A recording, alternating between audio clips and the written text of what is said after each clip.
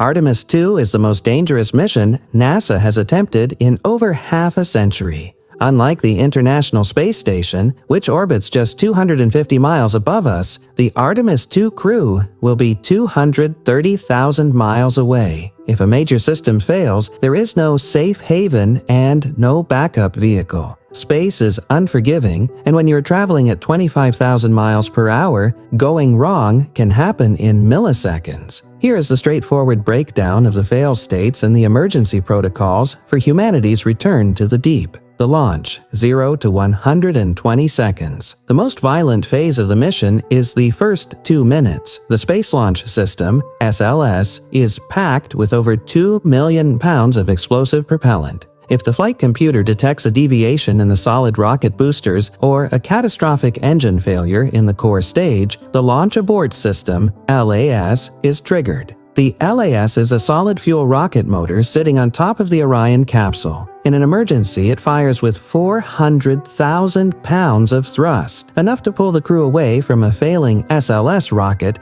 with a force of 15 Gs. Within seconds, the capsule is pulled miles away from the fireball, where it jettisons the abort motor and deploys parachutes for an ocean splashdown. This system is active from the launch pad up until the rocket reaches an altitude of about 300,000 feet. Artemis II includes a specific safety phase that Apollo did not, the High Earth Orbit, HEO checkout. After reaching space, the crew doesn't immediately head for the moon. They stay in a massive elliptical orbit around Earth for 24 hours. This is the go/no-go point for the entire mission. The astronauts will test the life support systems, ECLSS, and the European Service Module's maneuvers while they are still close to Earth. If the carbon dioxide scrubbers fail or the power systems glitch, the crew can simply fire their engines and return to Earth in a few hours. Once they ignite the upper stage for the trans-lunar injection, TLI, they are committed. At that point, a return trip takes at least 4 days, regardless of the emergency. The most critical single point of failure is the European Service Module, ESM. It provides all the air, water, and propulsion. If the ESM's main engine, the AJ-10-190, fails to fire during the lunar flyby, the crew relies on the free return trajectory. NASA engineers have designed the path so that Earth's gravity and the Moon's gravity act as a cosmic slingshot. Even with a dead engine, Orion's current path is mathematically guaranteed to loop around the Moon and head back toward Earth. However, if there is a massive leak in the oxygen tanks, similar to Apollo 13, the crew would have to power down all non-essential systems, including heaters and computers, to survive the 4-day coast back home.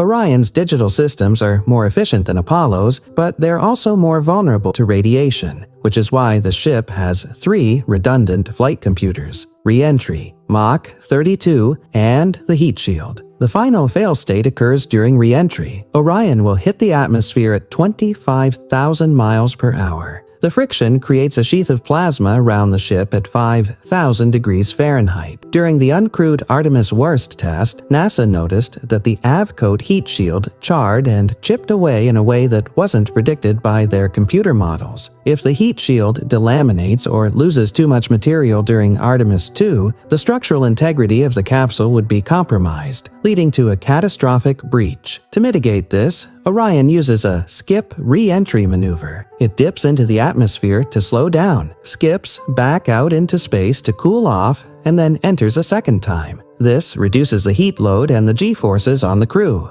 Even after surviving the heat of re-entry, the mission can still fail in the last 20,000 feet. Orion uses a sequence of 11 parachutes. First, 2 drogue chutes stabilize the capsule, followed by 3 main parachutes that slow the ship from 300 miles per hour to just 20 miles per hour for splashdown.